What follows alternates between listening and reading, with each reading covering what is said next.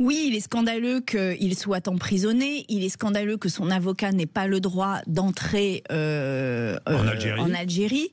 Il n'y a pas de doute là-dessus. Après, je voudrais aussi poser, et dans les deux termes de l'équation, que les propos et les positions tenues sont des propos relevant de l'extrême droite, relevant d'une forme de suprémacisme, et que ça, à un moment, il faut aussi poser les deux. C'est-à-dire que il n'a pas à être en prison, d'aucune manière. Il a à être défendu. C'est un droit humain fondamental.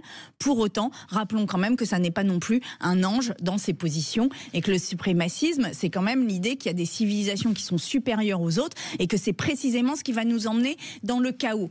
Et l'augmentation de la popularité de ces thèses-là, que ce soit aux États-Unis, que ce soit aussi en partie en France ou ailleurs dans le monde, eh bien, nous conduit inéluctablement à l'affrontement. Donc, je voudrais qu'on descende un peu la pression et qu'on se dise qu'il n'y a pas de civilisations qui sont supérieures aux autres et que nous sommes au contraire dans une commune humanité sur cette terre qui, encore une fois, menace de s'effondrer, de ne plus pouvoir nous accueillir.